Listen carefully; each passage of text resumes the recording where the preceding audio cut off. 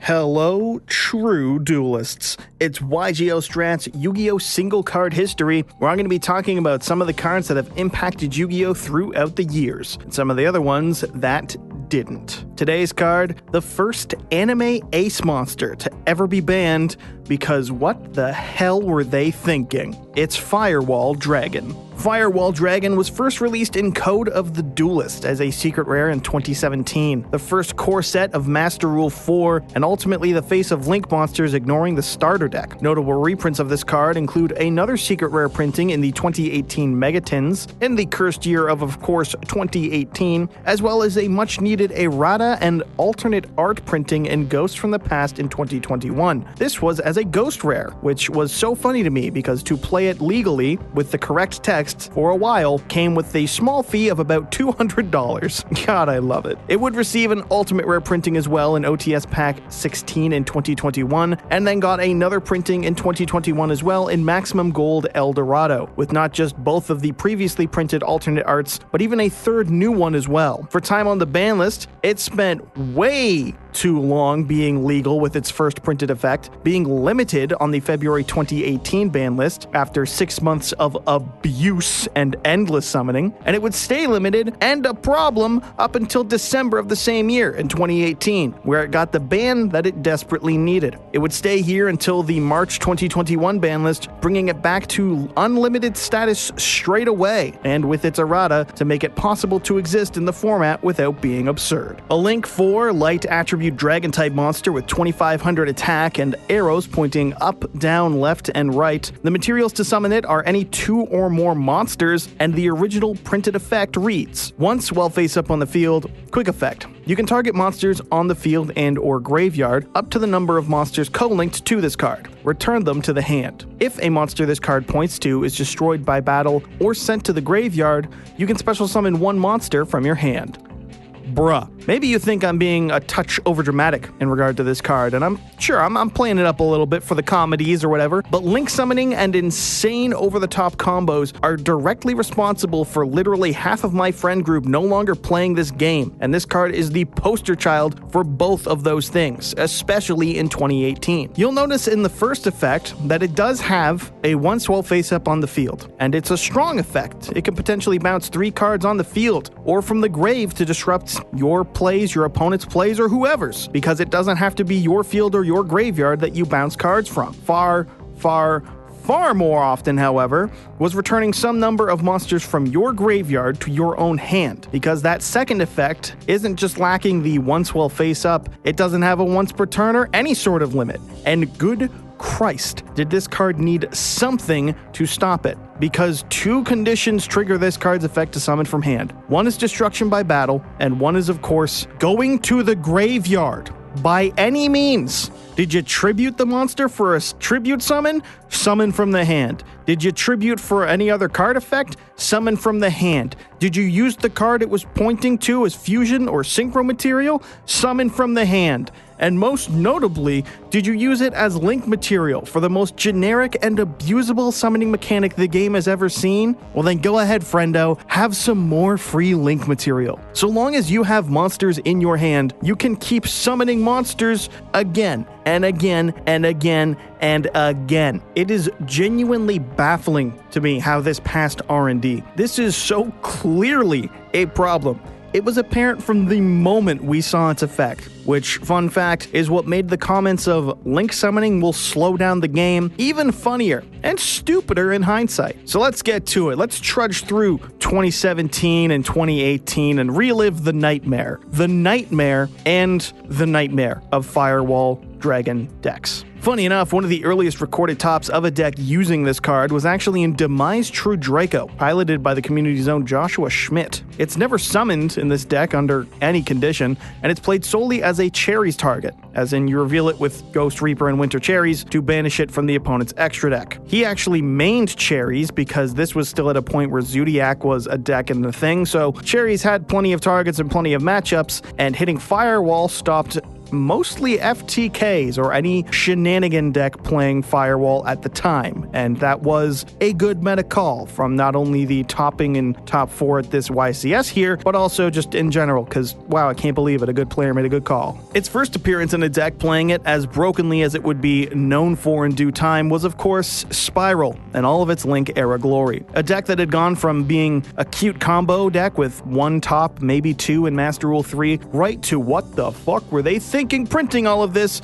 in Master Rule 4. This was admittedly thanks to, in no small part, Double Helix, a Link monster able to summon a Spiral monster from your deck to one of its Link arrows, which could get you, say, Master Plan from the deck, a card that would search the field spell, which would search more monsters. So it had a conga line of idiots, as the saying goes, and had no problem keeping hand advantage, which paired very beautifully with the original effect of Firewall Dragon. The deck would regularly play Firewall early on in the combo to keep the endless searches on the board, and was known for brutal end boards, coupling Firewall with cards like Trigate Wizard and even the indestructible and untargetable Sleeper to pop 2 cards as a quick effect. This was the best deck of its time by a mile at launch, and even after a ban list to hit generic cards such as GoFu or limiting Quick Fix, it would still only fall from a solid tier 0 deck to a very solid tier 1. Because it could still search cards, and Firewall could still continue to summon those searched cards out. Another common deck playing the Ace monster here at the same time was Trickstar. Beyond a deck capable of doing death by 1,000 paper cuts, Trickstar was actually a popular control deck of sorts for its time, or even an OTK one depending on how you chose to play it. Able to main deck the standard 12 or so hand traps for the time, and plenty of strong going second cards such as Regeki or Evenly Matched, the deck was especially fond of Scapegoat from my personal memory, and using this token summoned on the opponent's end phase to make a Link 4 on their turn, often a Borreload Dragon, but even a Firewall from time to time, since Firewall enabled a very cheeky OTK in this deck. Lilybell is a monster that can attack the opponent directly, regardless of how many cards they control, and gets back a Trickstar monster from the graveyard to your hand when it does so. Lycoris is a monster that can summon itself from your hand by bouncing a Trickstar you control, and ultimately this led to a very janky but still deadly OTK. So long as the opponent had a monster with about 1700 to 2300 attack, basically so that you only took 700 damage, you could attack the opponent directly with Lilybell to gain back any Lycoris in your grave, or if you already had that going, you could just attack Lycoris into the opponent's monster. Either way, Lycoris attacks into the opponent's monster and is destroyed by battle, you take a bit of damage, and then Firewall triggers to summon out your Lilybell. Lilybell can attack directly for 800, get back Lycoris, Lycoris summons again, you take a little bit of damage, you summon out Lilybell with Firebell, and you attack again. And so long as they take the full 800 and you take 700 or less, it's going to end up in an OTK. Very absurd, very cheeky, but very playable. And Firewall Dragon alone is what enabled it. So yes, even Trickstar was playing Firewall Dragon. And while Trickstar and Spyro were the main decks maining this card, I will take the time to quickly mention World Chalice as a deck. The Link monsters could already float from the hand, so making the main deck vanillas do it too was a nice buff to the deck, thanks to, of course, our friendly Firewall Dragon. This was never a top dog in the meta, but it could put up a fight from time to time at a regional level, and Firewall very much helped it be able to do that. And of course, you cannot talk about Firewall Dragon without mentioning Goki. Goki is a deck I'm sure you're probably familiar with, an archetype of monsters that'll search a card from deck to hand upon leaving the field, which seems ripe for abuse with Firewall. The problem was, for a long time after their initial release, they lacked a decent Link 2 monster to go into to get their plays going. That changed with the release of Isolde, a Warrior Link 2 monster that could summon from the deck. Suddenly, the deck went from cute to downright obnoxious. Players would either often go for a build like a Goki Extra Link deck, or even play them as part of a Dark Warrior package. Regardless of how they played it, they both functioned the same role. Hey look, when it goes to the grave, it searches a monster. Hey look, when it goes to the grave, Firewall can summon a monster. Convenient! Endless fuel once again. From Extra Link Goki's use of the new Nightmare package to just make boards with the greatest of ease, and in Dark Warrior making enough cards to rip 4 cards from the opponent's hand if they chose to do that by using Gumblar. So basically just the most fun that a duelist could have. These sorts of decks were among the most common and notable to be using Firewall Dragon in its prime. And while you can find lists such as Altergeist or Burning Abyss decks playing the card, that's mainly as a cherries target, because while Old was a good cherries target, hitting Firewall could stop both decks such as Goki as well as the infamous FTKs. And now that's what I get to talk about. I hyped them up enough, I think, at this point, or have I? Who knows? And prepare to be disappointed because it's all minor variants on the very similar core idea. Yu-Gi-Oh! Has a bit of quirky wackiness to it, some uncharacteristic silliness, if you will. Some straight up fucky-wucky nonsense. I'm talking certified fucko boingo shenanigans. Pardon my stroke. Where am I? Yu-Gi-Oh! Has a number of monsters who have effects to tribute other monsters to deal burn damage. They're balanced generally around dealing a minimal amount of damage and requiring some number of tributes, meaning you'd have to have a truly insane combo going to get enough fuel to be able to burn the opponent for game. Or maybe some kind of horribly, stupidly designed piece of shit to make all decks into endless pendulum summons of monsters. Yeah, you know where I'm going with it at this point in the video. We've been here for like 15 minutes now, probably. Gonna lose my voice by the end of this. FTKs, let's go.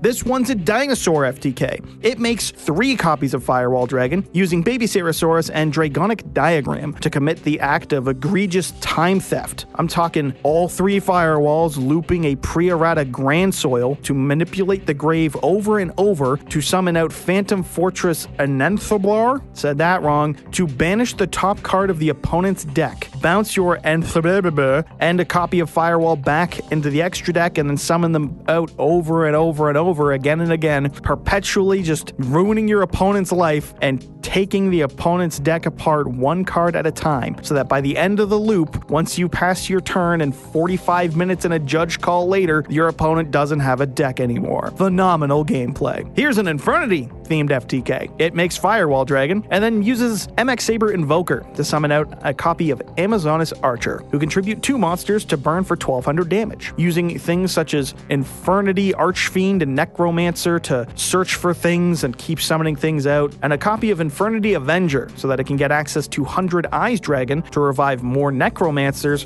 to further tribute with Archer for game. The loop-de-loop and scoop, as it were. Here's a Goki FTK. This one could utilize Goki's float effect for the standard Firewall OTK Extra Link shenanigans if it wanted to, or if it went first, it could use Samsara Lotus and just FTK. If they opened or had access to Rescue Ferret, they could summon out Lotus using its effect. Or if they couldn't get it through that means, they could make a Reproducus, make something a plant, and then use Summon Sorceress to get Samsara Lotus out that way. Either way, you get Lotus into the graveyard, and you summon out a copy of Trickstar Black Cat Bat, co-linked with a Nightmare Cerberus, and you end your turn by summoning Topologic Bomber Dragon and going into your end phase with nothing in your spell and trap zones. If you've done it all right, what you will have is a situation where you can, for the rest of the turn, summon Samsara Lotus to the zone that Black Cat Bat points to. Bomber Dragon will pop it.